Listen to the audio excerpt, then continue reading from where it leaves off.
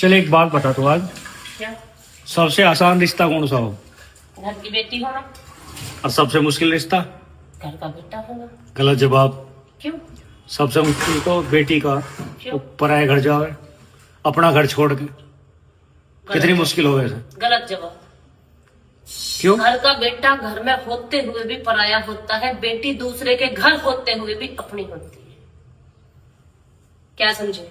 Note करना इस चीज को।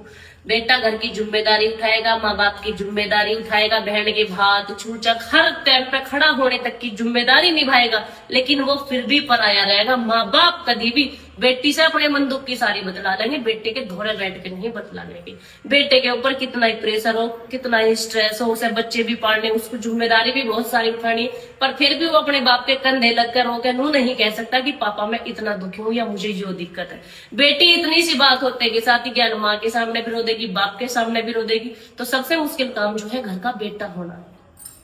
उन बेटों से जाके पूछो जो इतनी सारी जिम्मेदारी निभाते निभाते भी पराए हैं, उनके माँ बाप उनसे बात तक करना पसंद नहीं करते। 10-12 साल का बेटा हुआ ना, उसके बाद वो माँ बाप से अलग होता चला जा, अलग होता चला जा, शादी होने के बाद तक तो इतना अलग हो जा, इतना अलग हो जा कि वो परायों से भी पराया हो जा। रिश्ते सब निभाएगा वो, पर परायों से भी पराया रहेगा वो। समझे? तो सबसे मुश्किल काम घर का बेटा होना। और बहुत सारे बेटे तो ऐसे हैं बेचारे कि स्ट्रेस के कारण मर भी जा, पर उनके कोई मन दुख की बूझने वाला नहीं होता।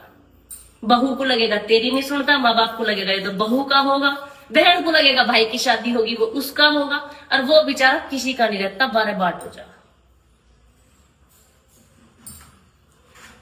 बताओ कौन सा रिश्ता आसान है?